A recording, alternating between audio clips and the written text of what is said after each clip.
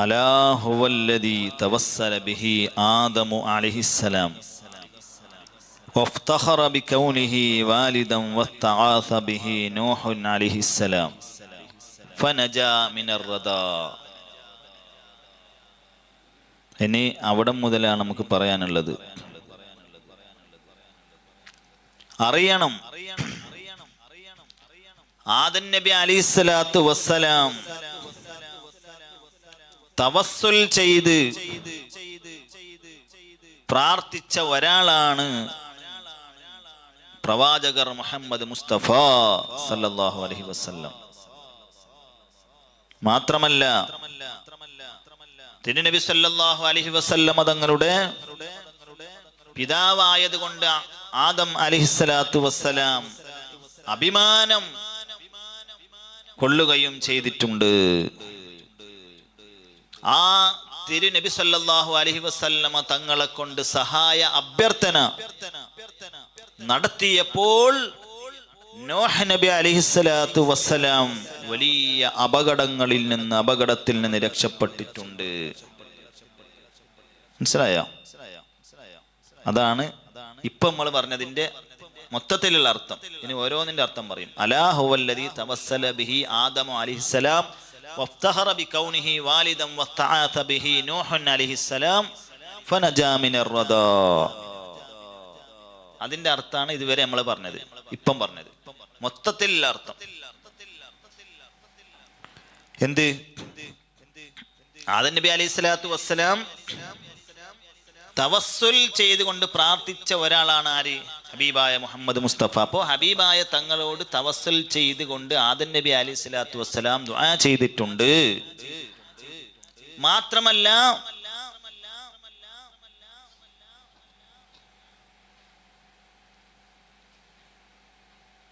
തിരുനബി സല്ലല്ലാഹു അലൈഹി വസല്ലമ തങ്ങളുടെ ഹബീബായ മുത്ത് നബി സല്ലല്ലാഹു അലൈഹി വസല്ലമ തങ്ങളുടെ പിതാവായത് കൊണ്ട് ആദം നബി അലൈഹിസ്സലാത്തു വസ്സലാം അഭിമാനം കൊള്ളുകയും ചെയ്തിട്ടുണ്ട്. ആദം നബി അലൈഹിസ്സലാം പറഞ്ഞു, എനിക്ക് വലിയ അഭിമാനമാണ്, ഞാൻ ഹബീബായ മുഹമ്മദുർ റസൂലുള്ളാഹി സല്ലല്ലാഹു അലൈഹി വസല്ലമ തങ്ങളുടെ ഉപ്പയാണ്, പിതാവാണ്.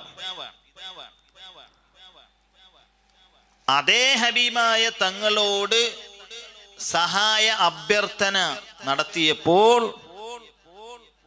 നൂഹ് നബി അലൈഹിസ്സലാത്തു വസ്സലാം വലിയ അപകടത്തിൽ നിന്ന് രക്ഷപ്പെട്ടിട്ടുണ്ട്. അതാണ് ഇപ്പൊ പറഞ്ഞതിന്റെ അർത്ഥം.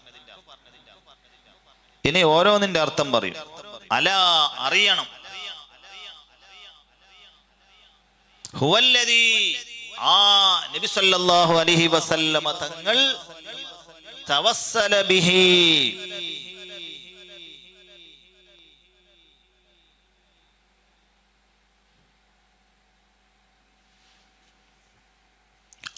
നബി സല്ലല്ലാഹു അലൈഹി വസല്ലമ തങ്ങളെ കൊണ്ട് തവസ്സുലാക്കി പ്രാർത്ഥിച്ചിട്ടുണ്ട്. ആദമു അലൈഹിസ്സലാം, ആദം നബി അലൈഹിസ്സലാത്തു വസ്സലാം വഫ്തഖറ ബികൗനിഹി വാലിദൻ, തിരുനബി സല്ലല്ലാഹു അലൈഹി വസല്ലമ തങ്ങളുടെ പിതാവ് ആയതുകൊണ്ട് ആദം നബി അലൈഹിസ്സലാത്തു വസ്സലാം അഭിമാനം കൊള്ളുകയും ചെയ്തിട്ടുണ്ട്. വഫ്തഖറ ബികൗനിഹി വാലിദ, അതിന്റെ അർത്ഥം അങ്ങനെയാണ്. വസ്തആസ ബിഹി, ആ തിരുനബി സല്ലല്ലാഹു അലൈഹി വസല്ലമ തങ്ങളെ കൊണ്ട് സഹായ അഭ്യർത്ഥന നടത്തിയിട്ടുണ്ട്. ആര്? നൂഹ് അലൈഹിസ്സലാം, നൂഹ് നബി അലൈഹിസ്സലാത്തു വസ്സലാം. നൂഹ് നബി അലൈഹിസ്സലാത്തു വസ്സലാമാണ്. ഫനജാ മിനർ റദാ, അങ്ങനെ വലിയ അപകടത്തിൽ നിന്ന് രക്ഷപ്പെട്ടു നൂഹ് നബി അലൈഹിസ്സലാത്തു വസ്സലാം. ഇപ്പൊ അർത്ഥം മനസ്സിലായല്ലേ? നിങ്ങൾ അർത്ഥം പറഞ്ഞ് മനസ്സിലായല്ലേ? അപ്പോ ആദം നബി ഇപ്പൊ അർത്ഥം അതിന്റെ മനസ്സിലായി. നമ്മൾ വിശദീകരണം പറയാം. ആദം നബി അലൈഹിസ്സലാത്തു വസ്സലാം വിലക്കപ്പെട്ട ഒരു മരത്തിന്റെ അരികിലേക്ക് പോവുകയും പഴം തിന്നുകയും ചെയ്തപ്പോൾ സ്വർഗത്തിൽ നിന്ന് താൽക്കാലികമായി ഭൂമിയിലേക്ക് നീക്കുകയായിരുന്നു ആദം നബി അലൈഹിസ്സലാത്തു വസ്സലാമിനെ.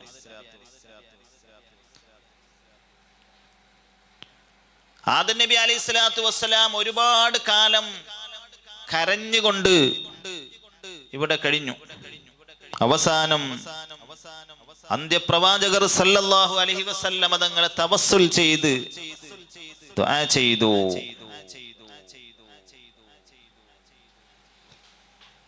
എന്റെ റബ്ബേ, മുഹമ്മദ് നബി സല്ലല്ലാഹു അലൈഹി വസല്ലം തങ്ങളുടെ ബറക്കത്ത് കൊണ്ട് നീ എനിക്ക് പുറത്ത് തരിക തന്നെ വേണം. ഹബീബായ തങ്ങൾ ജനിച്ചിട്ടില്ല.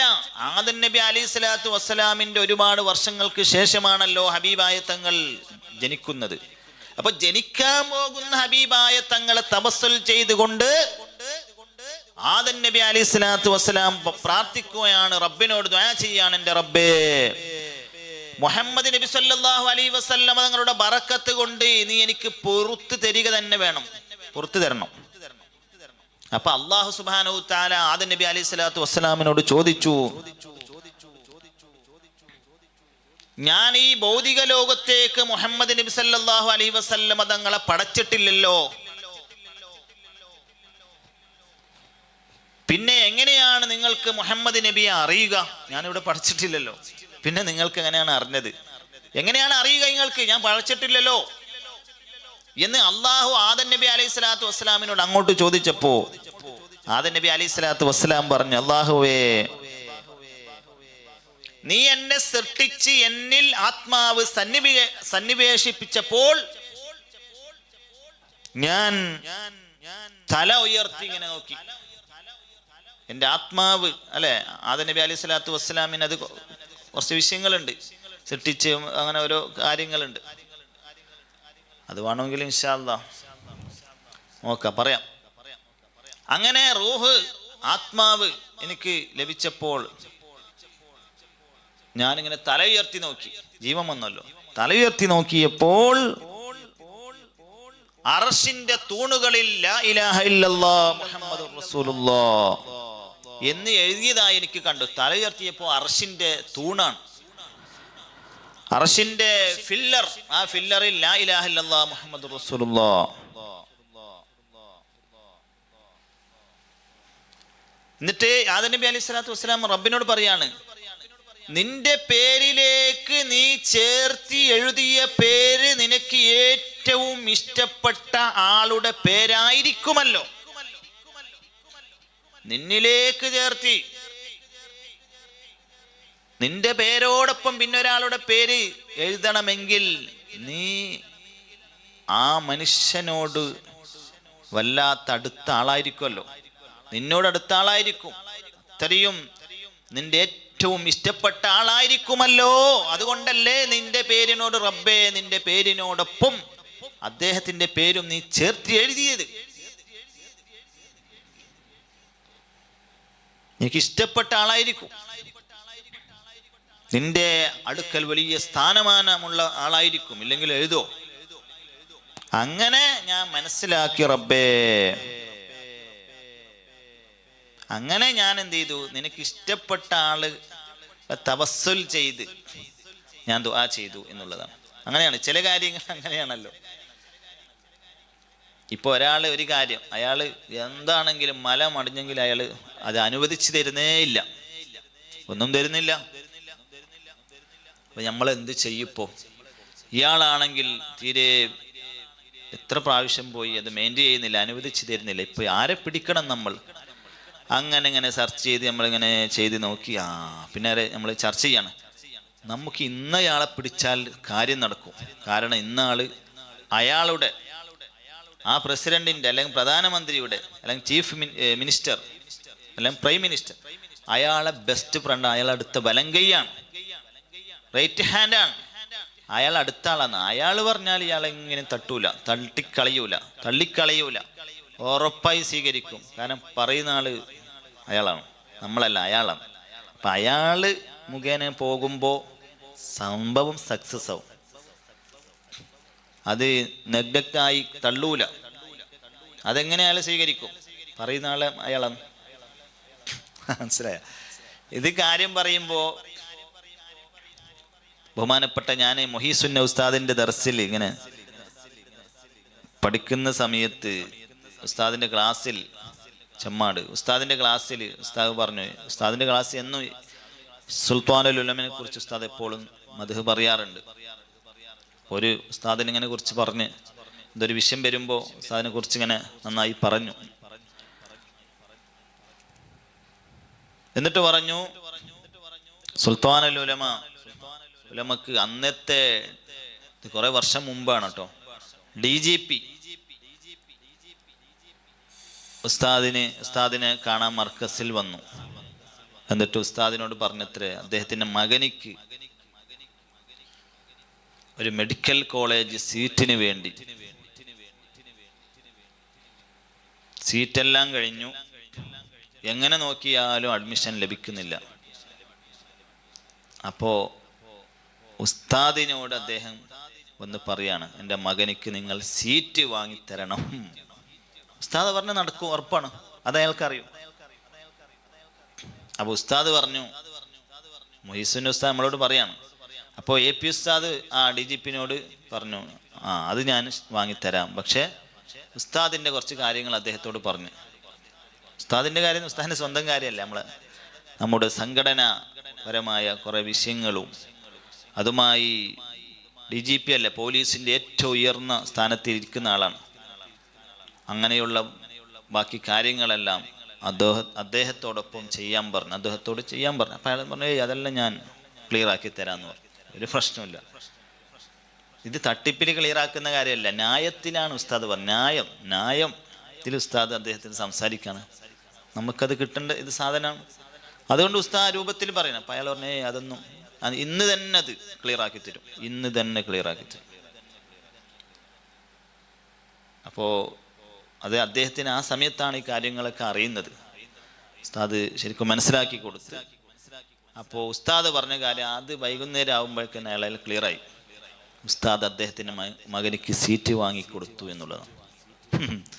അപ്പം അങ്ങനെ പല കാര്യങ്ങളുണ്ട്. പിടിക്കേണ്ട ആളെ പിടിച്ചാൽ, അല്ലെ, നിമിഷപ്രിയ എന്ന് പറഞ്ഞ ഒരു ചെറുപ്പക്കാരത്തി, അത് എന്താണെങ്കിലും അന്ന് സ്റ്റേ ചെയ്തത്, വധശിക്ഷ സ്റ്റേ ചെയ്ത് ഉസ്താദിന്റെ ഒരൊറ്റ പ്രവർത്തനം കൊണ്ടാണ്. ഒരു സംശയമില്ല, ഉസ്താദ് അന്ന് ഇടപെട്ടില്ലായിരുന്നുവെങ്കിൽ ഇന്ന് ആ പെണ്ണ് ജീവനോടെ ഇവിടെ ഉണ്ടാകുമായിരുന്നില്ല, ഉറപ്പ്. അവര് കൊന്നുകളഞ്ഞിരിക്കുമായിരുന്നു, ഉറപ്പാണ്, ഒരു സംശയമില്ല. ഉസ്താദ് ഇടപെട്ടത് കൊണ്ട് മാത്രമാണ് ആ വധശിക്ഷയിൽ നിന്ന് ആ സമയത്ത് രക്ഷ കിട്ടിയത്, ഉറപ്പാണ്. അതെല്ലാവരും സമ്മതിച്ച കാര്യമാണ്. അപ്പൊ ചിലത് അങ്ങനെയുണ്ട്, പിടിക്കേണ്ട ആളെ പിടിച്ചാൽ കാര്യം നേടാൻ പറ്റും എന്നുള്ളതാണ്. ഉസ്താദിന്റെ AP ഉസ്താദിന്റെ ഒരുപാട് അനുഭവങ്ങൾ, ഒന്നൊന്നും രണ്ടല്ലോ, അങ്ങനെയാണ്. ചിലത് കാര്യങ്ങൾ അങ്ങനെയാണ്, നമ്മൾ വേറെ ആളെ മുഖേന പോയാൽ അയാൾ സംസാരിക്കുമ്പോൾ അതെല്ലാം റെഡിയാവും. അപ്പം മനസ്സിലായോ? അപ്പൊ ആദം നബി അലൈഹി സ്വലാത്തു വസ്സലാം ചിന്തിക്കുകയാണ്, ഇതിപ്പോ അള്ളാഹുവിന്റെ കൂടെ പിന്നൊരാളെ പേര് എഴുതണമെങ്കിൽ അത്രയും ഇഷ്ടപ്പെട്ട ആളായിരിക്കുമല്ലോ, അത്രയും അള്ളാഹുവിൻ്റെ അടുത്ത് അദ്ദേഹം സ്ഥാനമുള്ള ആളായിരിക്കും. അപ്പൊ മൂപ്പരെ തവസ്സുൽ ചെയ്ത് ദുആ ചെയ്യുമ്പോൾ, തവസ്സുൽ ചെയ്ത് ദുആ ചെയ്യാന്ന് പറഞ്ഞാൽ എന്താണ്? അതേപോലെ ഇപ്പൊ ഞാൻ പറഞ്ഞല്ലോ, ഇപ്പൊ AP ഉസ്താദ് പിടിച്ചിട്ട് പറയുന്നത് പോലെ DGP എന്ത് ചെയ്തു, ഡയറക്റ്റ് പോയിട്ട് ഒന്നും സീറ്റോ അലക്കപ്പുണ്ണോ ഒന്നും കിട്ടുന്നില്ല. അപ്പൊ ഉസ്താദിനെ പിടിച്ച് ഉസ്താദ് മുഖേന പോകുമ്പോൾ ശരിയായി. എന്നതുപോലെ ആദം നബി അലൈഹി സ്വലാം പറയാണ്, ഇതിപ്പോ അള്ളാഹുവിന് ഏറ്റവും ഇഷ്ടപ്പെട്ട അള്ളാഹുവിന്റെ ഹബീബ് മുഹമ്മദുർ റസൂലുള്ളാഹി സല്ലല്ലാഹു അലൈഹി വസല്ലം, ഹബീബായ തങ്ങൾ ജനിച്ചിട്ടൊന്നുമില്ല, ഇത് മനസ്സിലാക്കണം നിങ്ങൾ. അപ്പോ ജനിക്കാൻ പോകുന്ന ഹബീബായ തങ്ങൾ, ആ തങ്ങളെ തവസ്സുൽ ചെയ്തത് എങ്ങനെ അറിഞ്ഞു? അത് അർശിന്റെ തൂണിൽ ഫില്ലറിൽ ലാ ഇലാഹ ഇല്ലല്ലാഹ് മുഹമ്മദുർ റസൂലുള്ളാഹി എന്ന് എഴുതി വെച്ചിട്ടുണ്ട്. അപ്പൊ അള്ളാഹുവിന്റെ കൂടെ അള്ളാഹുവിന് ഏറ്റവും ഇഷ്ടപ്പെട്ട, അള്ളാഹുവിന്റെ അടുത്ത് സ്ഥാനമുള്ള ആളായിരിക്കും ഇദ്ദേഹം, ഈ മുഹമ്മദ് നബി സല്ലല്ലാഹു അലൈഹി വസല്ലം. അതുകൊണ്ടായിരിക്കുമല്ലോ പേരെഴുതി. അപ്പം ആ ഹബീബായ തങ്ങളെ പിടിച്ച് ഞാൻ എന്ത് ചെയ്യുന്നു, ദുആ ചെയ്യുന്നു. മനസ്സിലായ?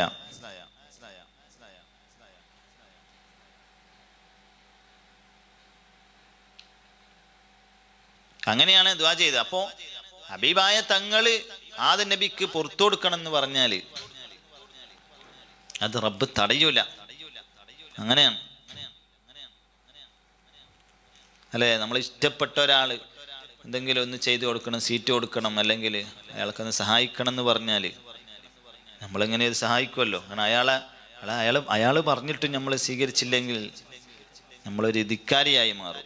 അല്ല, വലിയ വലിയ ആൾക്കാർ, വലിയ വലിയ ആലിമീങ്ങൾ പറഞ്ഞു അത് അവിടെ പോകണം, ഇന്ന് ഇവിടെ പ്രസംഗത്തിന് പോകണം, അല്ലെങ്കിൽ അവിടെ നിങ്ങൾ, അപ്പം നമ്മൾ സ്വീകരിക്കും. എങ്ങനെ? നമ്മൾ എത്ര ഭാഷ പിടിച്ച ആളായിരിക്കും, പക്ഷെ അങ്ങനെയും പോവില്ല. അപ്പോഴായിരിക്കും എല്ലാവരും ആലിമ വന്നിട്ട് അവിടെ പോകണം എന്ന് പറയുന്നു. അപ്പം നമ്മൾ സ്വീകരിക്കേണ്ടി വരും.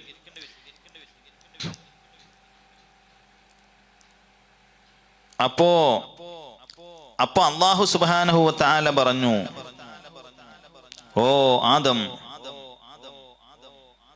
ആ മുഹമ്മദ് നബിയാണ് ലോകത്ത് വെച്ച് എനിക്ക് ഏറ്റവും ഇഷ്ടപ്പെട്ട സൃഷ്ടി.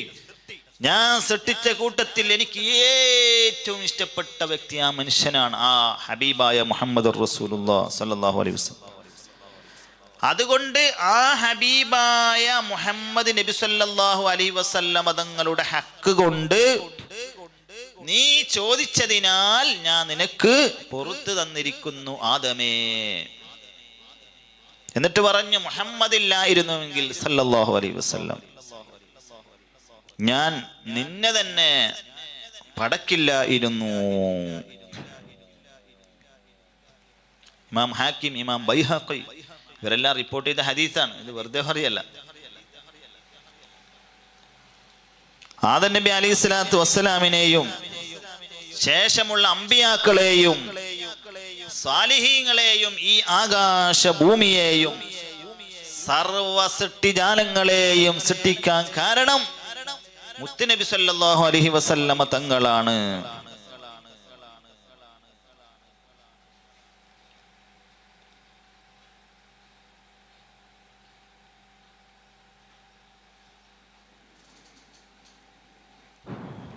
മനസ്സിലായ?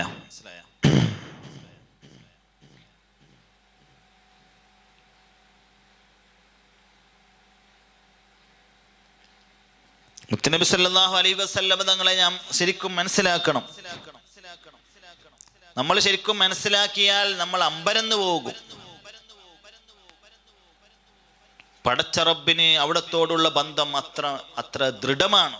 അത്രയും അഭേദ്യമായ ബന്ധമാണ് ഹബീബായ തങ്ങളോടുള്ളത് അള്ളാഹുവിന്.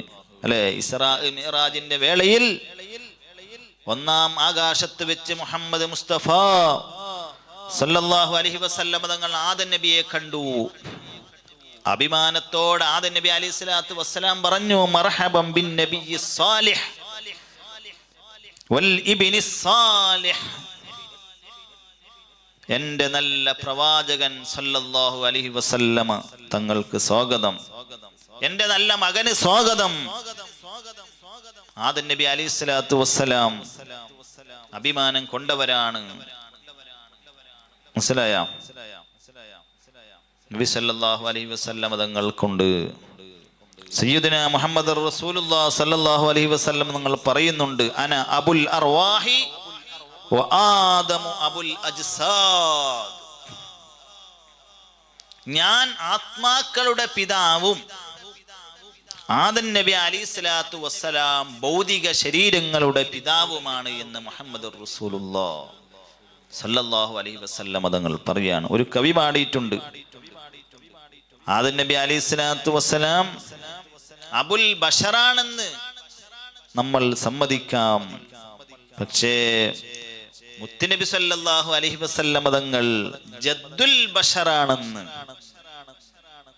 നിങ്ങൾ സമ്മതിക്കണം.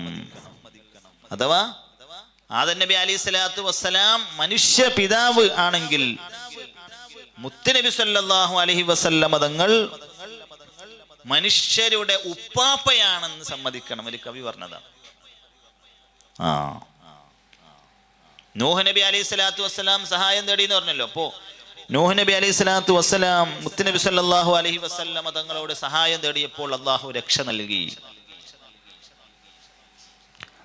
50 50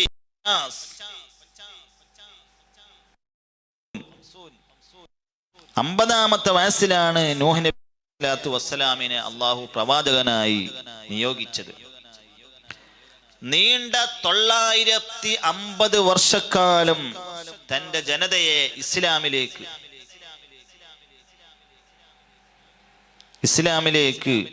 ക്ഷണിച്ചു.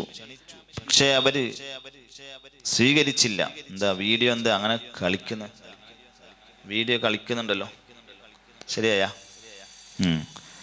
എത്ര 50-ാം വർഷത്തിലാണ് പ്രവാചകനാക്കി അള്ളാഹു നിയോഗിച്ചത്. എന്നിട്ട് നീണ്ട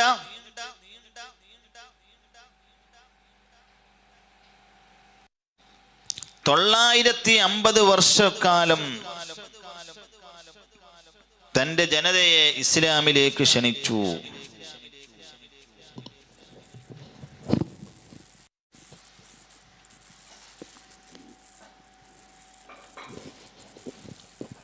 പക്ഷേ അവർ സ്വീകരിച്ചില്ല. വിശുദ്ധമായ ഖുർആനിൽ പറയുന്നുണ്ട്, എന്ത്? റബ്ബേ, രാപ്പകൽ വ്യത്യാസമില്ലാതെ എന്റെ ജനതയെ ഞാൻ ഇസ്ലാമിലേക്ക് ക്ഷണിക്കുന്നുണ്ട് റബ്ബേ. എന്റെ ക്ഷണം അവരെ കൂടുതൽ അകറ്റുകയാണ് ചെയ്യുന്നത്. ഇസ്ലാമിലേക്ക് അടുക്കുന്നില്ല, ദൂരത്താവുകയാണ് അവർ ചെയ്യുന്നത് ഞാൻ ക്ഷണിക്കുമ്പോൾ. അല്ലാഹുവേ, എന്നോട് നിന്റെ അടിമകളായ ആളുകൾ എന്തൊക്കെയാണ് ചെയ്യുന്നത് എന്ന് നീ അറിയുന്നുണ്ടല്ലോ, നീ കാണുന്നുണ്ടല്ലോ റബ്ബേ. എന്നോട് ചെയ്യുന്ന ഈ ക്രൂരതകൾ നീ കാണുന്നുണ്ടല്ലോ റബ്ബേ.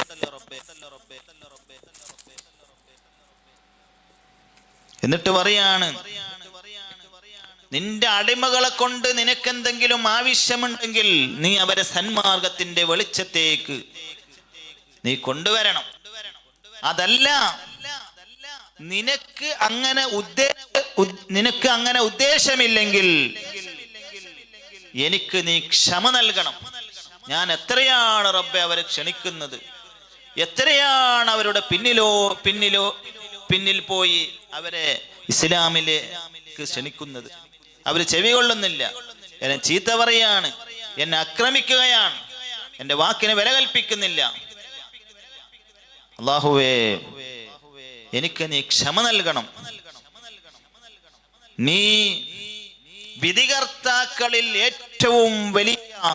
ഏറ്റവും വലിയ നീതി വിധിക്കുന്ന ആളാണല്ലോ, വിധികർത്താവാണല്ലോ റബ്ബേ. നൂഹ് നബി അലൈഹിസ്സലാത്തു വസ്സലാം റബ്ബിനോട് പ്രാർത്ഥിക്കുകയാണ്. എന്നിട്ട് പറഞ്ഞു,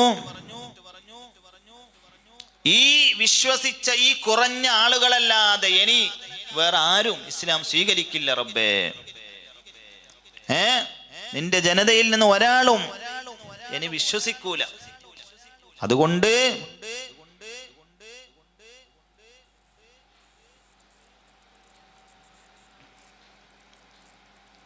ഇങ്ങനെ പറഞ്ഞപ്പോ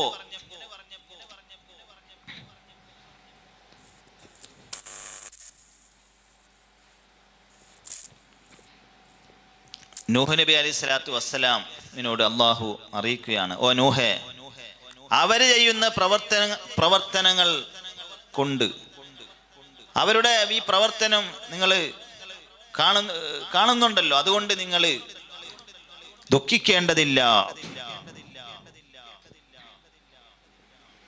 നൂഹ് നബിയെ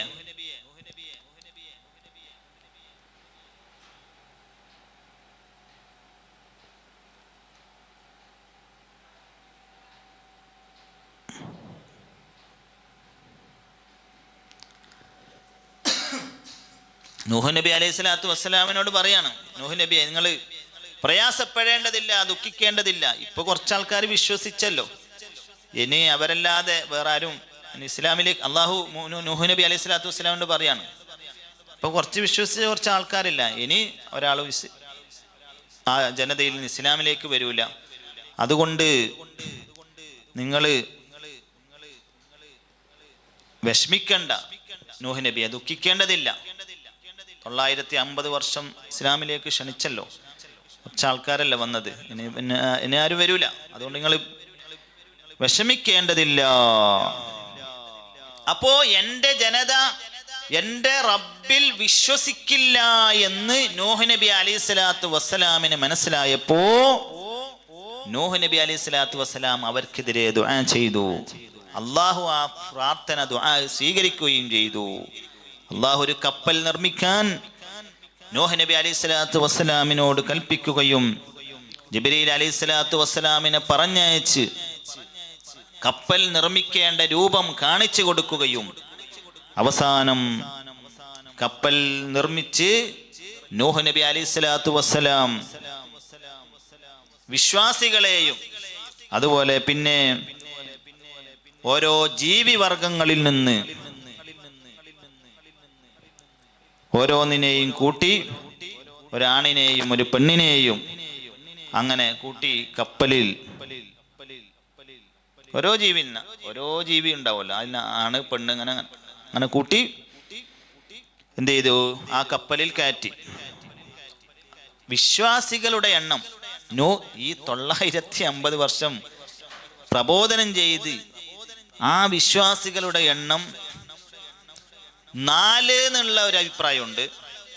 ആകെ 950 വർഷം പ്രബോധനം ചെയ്ത് നൂഹ് നബി അലൈഹി സ്വലാത്തു വസ്സലാമിൽ പ്രബോധനം ചെയ്തപ്പോൾ ഇസ്ലാമിലേക്ക് വന്ന ആള് 4 എന്നുണ്ട്, 48 ആള് എന്നുണ്ട്, അതുപോലെ 80 ആള് എന്നുണ്ട്. 3 അഭിപ്രായമുണ്ട്. മനസ്സിലായോ?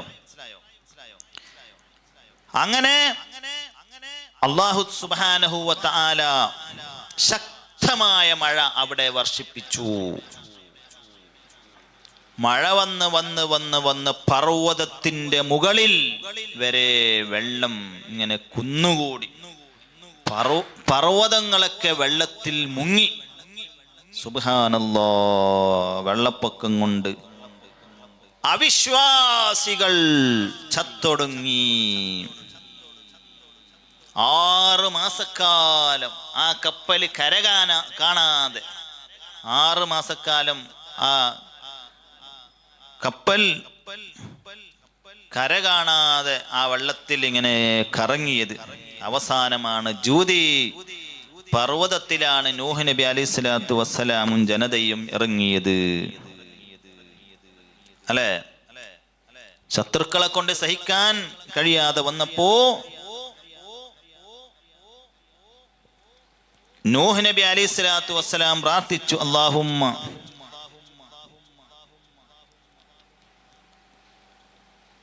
ഇന്നി ഇലാഹി അസ്അലുക അൻ തൻസുറനി അലൈഹി ബിനൂരി ഹബീബിക മുഹമ്മദിൻ സല്ലല്ലാഹു അലൈഹി വസല്ലം അല്ലദീ ഫീ സുൽബി. റബ്ബേ, നൂഹ് നബി അലൈഹി സ്വലാമിന്റെ പ്രാർത്ഥനയാണ്, റബ്ബേ എൻ്റെ മുതുകിൽ നിലകൊള്ളുന്നതായ നിന്റെ പ്രവാചകർ സല്ലല്ലാഹു അലൈഹി വസല്ലം തങ്ങളുടെ ബറക്കത്ത് കൊണ്ട് അവർക്കെതിരെ നീ എന്നെ സഹായിക്കണം എന്നാണ് നൂഹ് നബി അലൈഹി സ്വലാത്തു വസ്സലാം അള്ളാഹുവിനോട് ദുആ ചെയ്തത്. എൻ്റെ മുതുകിൽ നിലകൊള്ളുന്നതായ നിന്റെ പ്രവാചകൻ, അല്ലെ? ആദം നബി അങ്ങനെ ആയിട്ടല്ല ഇങ്ങനെ പോകുന്നത്. അവരെ ബർക്കത്ത് കൊണ്ട് നീ എന്നെ സഹായിക്കണം. അപ്പൊ വലിയ മുസീബത്തുകളിൽ നിന്ന് രക്ഷപ്പെട്ടത് മുത്തുനബി സല്ലല്ലാഹു അലൈഹി വസല്ലമ തങ്ങളോട് സഹായം ചോദിച്ചപ്പോഴാണ്. അല്ലെ? അല്ലാഹു സുബ്ഹാനഹു വ തആല മുത്തുനബി സല്ലല്ലാഹു അലൈഹി വസല്ലമ തങ്ങളുടെ നൂറിന്റെ ബറക്കത്ത് കൊണ്ട് നമ്മെ എല്ലാ പരീക്ഷണങ്ങളിൽ നിന്നും രോഗങ്ങളിൽ നിന്നും സിഹറിൽ നിന്നും എല്ലാത്തിൽ നിന്നും അല്ലാഹു കാത്തു രക്ഷിക്കട്ടെ. ആമീൻ. വ ആഖിറു ദഅവാന അൽഹംദുലില്ലാഹി റബ്ബിൽ ആലമീൻ. ഇൻഷാ അല്ലാഹ്